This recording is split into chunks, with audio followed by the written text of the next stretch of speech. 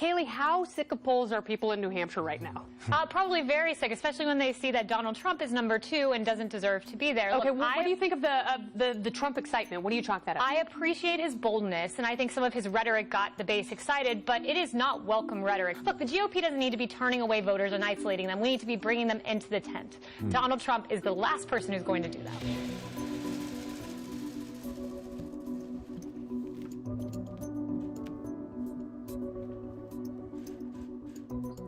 They're sending people that have lots of problems, and they're bringing those problems with us.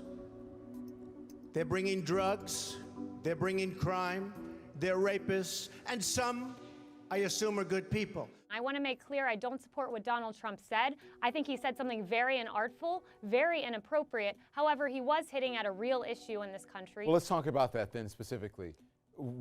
His stance on immigration, what is it, and is his stance the stance of most Republicans? I think that the stance of most Republicans is we've got to plug the border, but I think the mainstream Republican does not want to send the illegal immigrant back to Mexico. I think that they're here to stay. That's not the American way. We're not going to ship people across the border. There has to be some path to citizenship. Donald Trump has shown himself to be a showman. I don't think he's a serious candidate. Kayleigh, this is your guy. He's #2 in the polls. Hey, I don't want to claim this guy. Donald Trump, if we're going to be honest, is a progressive. He supports eminent domain. He's supported tax increases before. He's donated $300,000 to Democratic candidates. So the fact that the Republican Party is now having to claim him is both unfortunate and, to me, inauthentic, because this is not a true Republican candidate. And the fact that he's being portrayed as such in media is troublesome and not accurate.